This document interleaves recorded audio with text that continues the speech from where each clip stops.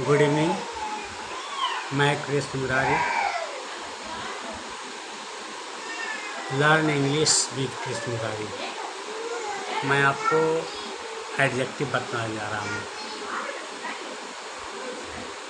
जो बहुत के सेंस में आता है।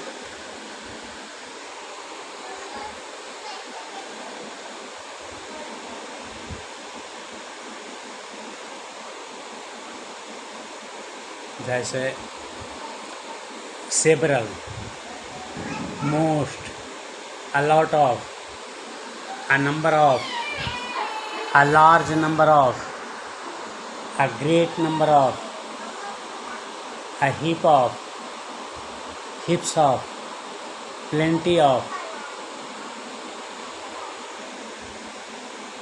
ये सब सारा के सारा एडजेक्टिव विशेषण है जो बहुत के सेंस में आता है।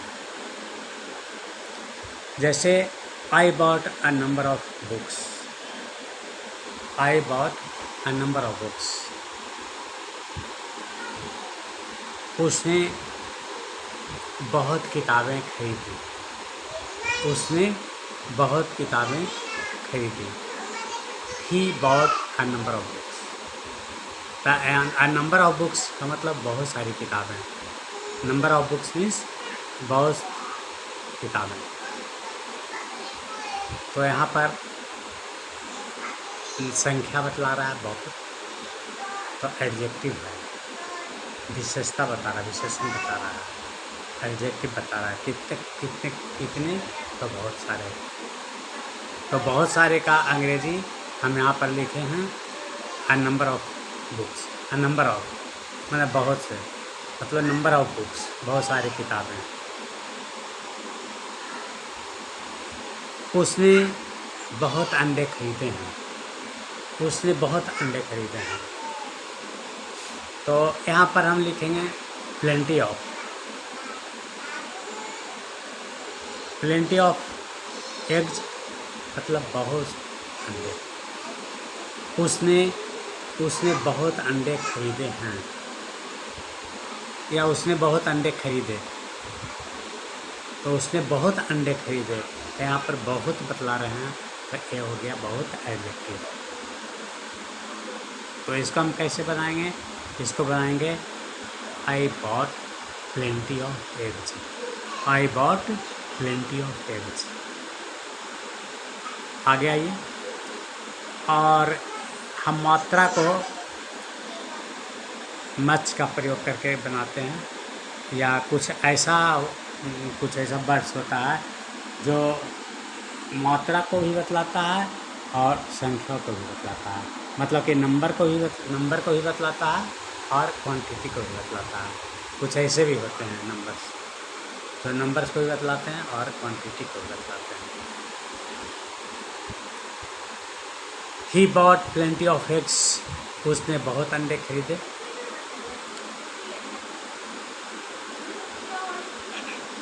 मात्रा में इन सारी चीज़ों का भी प्रयोग होता है।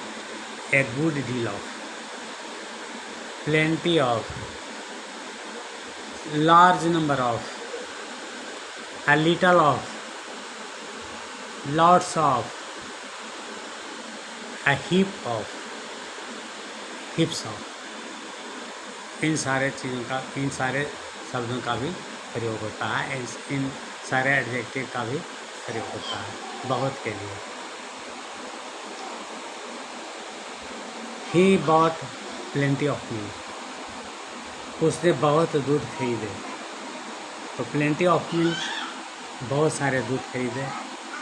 तो प्लेंटी ऑफ, आप देखें प्लेंटी ऑफ एग्स ही बोले थे, प्लेंटी ऑफ एग्स, यहाँ प्लेंटी ऑफ मिल्क भी बोल रहे हैं।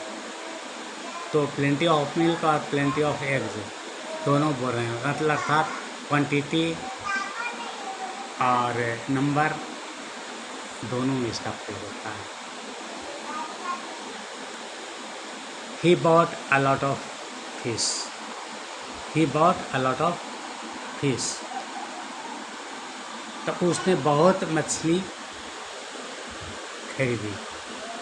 उसने बहुत मछली खरीदी।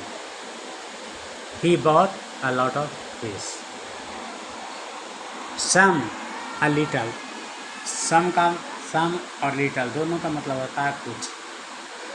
सम और लिटल दोनों ऐसा एडजेक्टिव है जो क्वांटिटी में भी होता है और नंबर में भी, दोनों में इसका प्रयोग होता है. He needs some sugar. He needs some sugar. He needs a little sugar. हम दोनों बोल सकते हैं. ही नीड्स सम शुगर भी बोल सकते हैं और ही नीड्स अ लिटल शुगर भी बोल सकते हैं. अ लिटल शुगर भी बोल सकते हैं और सम शुगर भी बोल सकते हैं.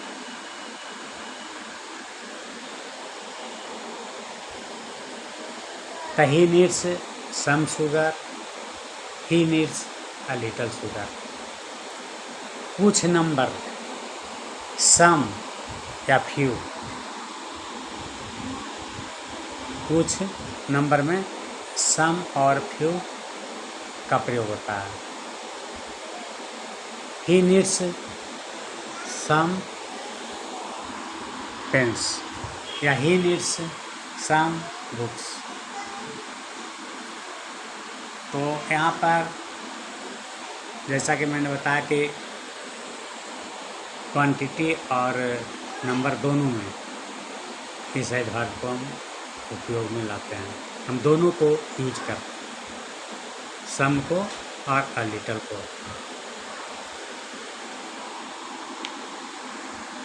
लेकिन कुछ नहीं, यदि हम बोलते हैं कुछ नहीं, तो इसमें कुछ नहीं जो परिणाम को बताता है और नंबर को बताता है. कुछ नहीं परिणाम को बताता है और नंबर को बताता है. तो जब हम परिणाम और नंबर को बताते हैं कुछ नहीं, तो उसमें नो का प्रयोग करते हैं. प्लस नाउन नो देते हैं और प्लस नाउन का प्रयोग करते हैं. सब्जेक्ट, उसके बाद हैज हैव लिखते हैं और नो लिखते हैं. नो लिखने के बाद हम नाउन का प्रयोग करते हैं. जैसे उसे कुछ भी चीनी नहीं है. उसे कुछ भी चीनी नहीं है. He has no sugar. He has no sugar मतलब उसे कुछ भी चीनी नहीं है. उसके पास कुछ भी चीनी नहीं है. उसे कुछ भी कल में नहीं है. उसे कुछ भी कल में नहीं है. He has no pens. He has no pens. मेरे पास पैसे नहीं हैं. I have no money. मेरे पास कुछ भी पैसे नहीं हैं. I have no money.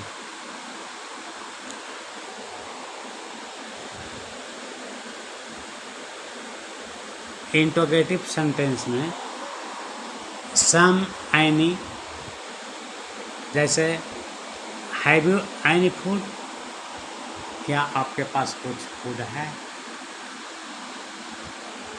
तो यहाँ पर एनी का प्रयोग था. Have you any food, have you some food.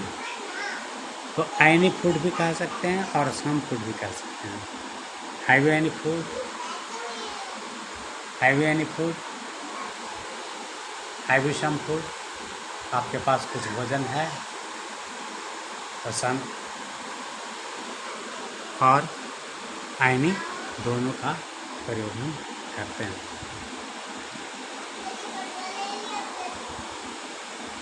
यदि हम प्रश्न वाला जो वाक्य बोलते हैं, जब हम प्रश्न के बात बोलते हैं तो प्रश्न में हम केवल सम का प्रयोग करते हैं, एनी का प्रयोग नहीं करते हैं.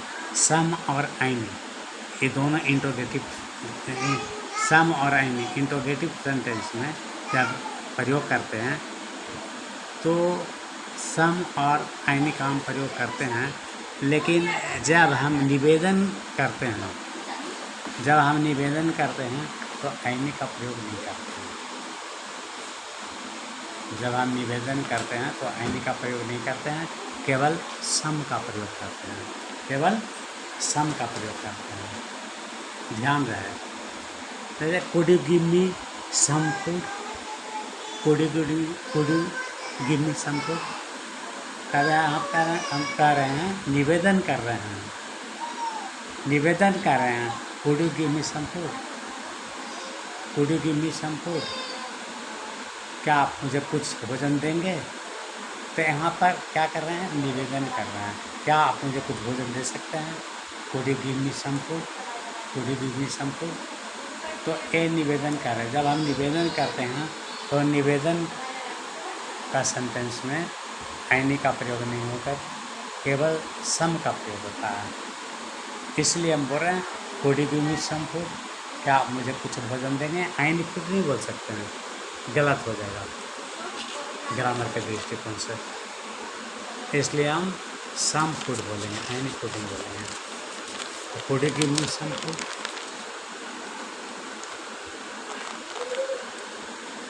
अब कोई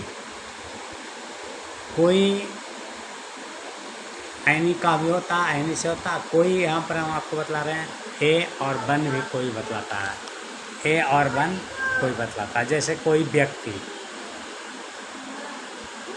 या कोई व्यक्ति, मतलब कि कोई व्यक्ति और संज्ञा। ऐसे one has come to see you. यदि हम यहाँ पर बोल रहे हैं कि one has come to see you, इसका मतलब है कि कोई आपसे मिलने आए हैं, कोई आपसे मिलने आए हैं। तो यहाँ पर कोई के लिए वन दिए हैं। अनजान व्यक्ति कोई है जो मिलने के लिए आए हैं, तो उसको हम बोलेंगे वन हैज कम, कोई आए हैं, टू सी यू, आपसे मिलने। तो one has come to see you, आपसे कोई मिलने आए, या वन का प्रयोग दिए। अब someone is waiting outside to see you. Someone is waiting is outside to see you. Someone is waiting, कोई इंतज़ार कर रहे हैं, तो उसके यहाँ समवन कोई के लिए। तो someone is waiting outside to see you, someone is waiting outside to see you. तो जब हम बोलते हैं कि someone is waiting outside to see you, आपसे मिलने के लिए कोई बाहर इंतज़ार कर रहे हैं। समवन इज वेटिंग, कोई इंतज़ार कर रहे हैं, आउटसाइड, बाहर, टू सी यू, आपसे मिलने के लिए। तो someone is waiting outside to see you, इस प्रकार से। अब आइए आपको बतला रहे हैं, कोई आदमी आपसे मिलने के लिए बाहर आया है,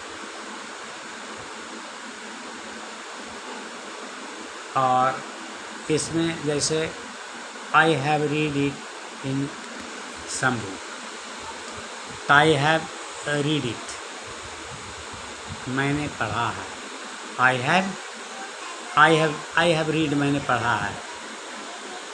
यदि हम बोल देंगे आई हैव सम रीड, मैं कुछ किताब पढ़े हैं, तो आई हैव रीड इट, मैंने इसे पढ़ा है। इन सम बुक्स, मतलब कि मैंने इसे किसी किताब में पढ़ा है, मैंने इसे किसी किताब में पढ़ा है। यदि हम बोलते हैं कि मैंने इसे किसी किताब में पढ़ा है, तो I have read it in some books. I have read it in some book. I have read it in some book. I have read it in some book. I have read it in some book. दिमाग में set कीजिए, I have read it in some book, मैंने इसे किसी किताब में पढ़ा है। मैंने इसे किसी किताब में पढ़ा है। मैंने इसे किसी किताब में पढ़ा है। तो I have read it in some book. तो यहाँ पर सम बुक किसी किताब में, तो यहाँ पर इन सम बुक लिखना है। किसी किताब में तो इन सम बुक, यहाँ पर किसी के लिए सम का प्रयोग हुआ है। तो इन सम बुक किसी किताब में, I have read it in some book, मैंने इसे किसी किताब में पढ़ा। अब आगे आइए, ए बन और सम, ए बन और सम से अनिश्चित या अपरिचित व्यक्ति का बोध कराता है। अपरिचित व्यक्ति या अपरिचित वस्तुओं से बोध कराता है। और इनफ का मतलब होता है काफ़ी। ये नंबर क्वांटिटी को बतलाता है, जैसे उसे काफ़ी रुपया है तो ही हैज़ इनफ मनी, उसे काफ़ी रुपया है, ही हैज़ इनफ मनी। उसे काफ़ी कलमें हैं तो ही हैज़ इनफ पेन्स, उसे काफ़ी कलमें हैं, ही हैज़ इनफ पेन्स। इस प्रकार से एडजेक्टिव को बनाया जाता है। इसके बाद और हम विशेष एडजेक्टिव अगली वीडियो में बताएंगे। Thank you.